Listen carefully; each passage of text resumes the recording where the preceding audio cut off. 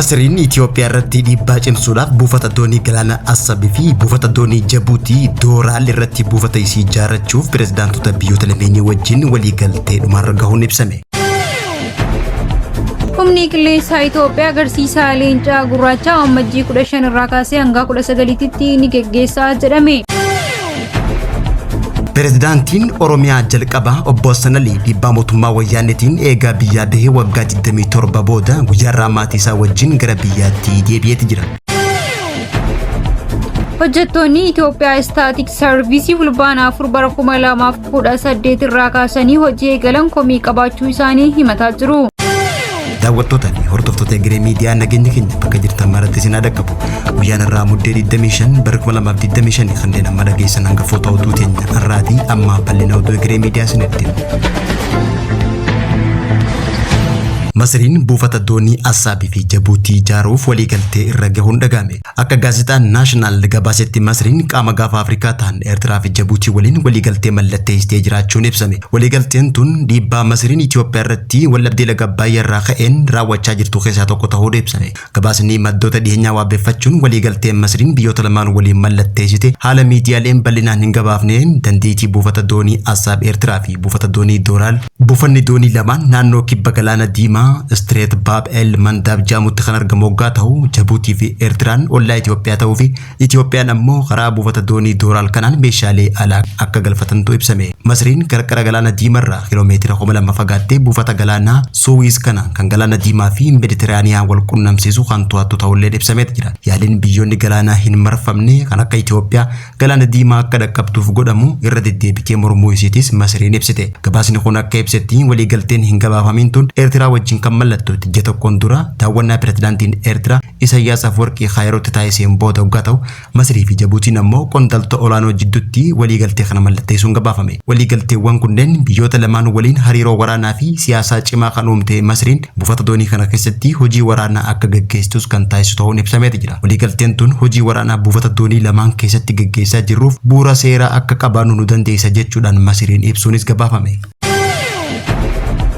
Humni qilleensaa Itoophiyaa agarsiisa leencaa gurraacha ammajjii 15 irraa kaasee hanga 19tti ni geggeessaa jedhame.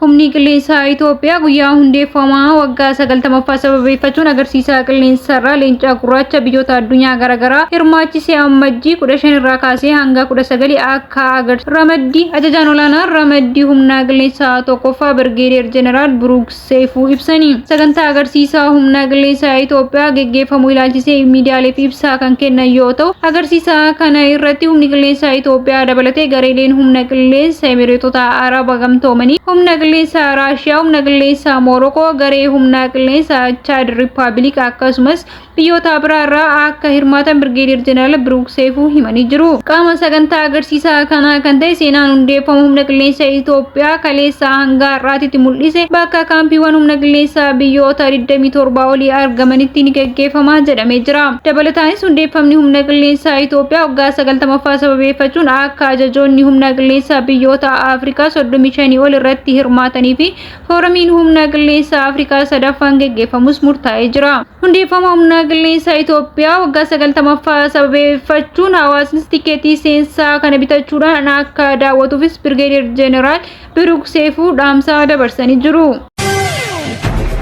Pirezidaantiin mootummaa naannoo Oromiyaa jalqabaa obbo Hassan Ali waggaa 27 oliif erga biyya baqaa ture guyyaa har'aa gara Oromiyaatti deebi'uudhaan simannaan taasifameef. Bara 1992 hanga bara 1995tti pirezidaantii mootummaa naannoo Oromiyaa jalqabaa ta'uun Oromiyaa hoogganaa ture obbo Hassan Ali Ibrahim dhiibbaa sirna wayyaaneetiin bara 1997tti itti aanaa pirezidaantii ta'uun oduu tajaajilaa jiru biyya baqaatti godaanee guyyaa har'aa ammoo muddee 25 bara 2025 waggaa 27 booda gara biyya isaatti galuun pirezidaantii mootummaa naannoo Oromiyaa amma obbo Shimallis Abdiisaatii fi hooggantoota mootummaa naannoo Oromiyaa birootiin simannaan taasifameef. Obbo Hassan Ali bara bulchiinsa isaatti gaafii abbaa biyyummaa uummanni Oromoo qabu kan akka Finfinnee cimsee mormuun seenaa kan ol kaayyate waggaa ta'u bara mootummaa wayyaaneetti dubbii jajjabduu bara sanitti wayyaanee mormuun ulfaattuu dubbachuudhaan dhiibbaa wayyaaneetiin pirezidaantummaarraa kaafamuudhaan obbo Kumaa Dammaqsaa pirezidaantii taasifachuun wayyaaneen saamicha lafa Oromiyaatti fufte.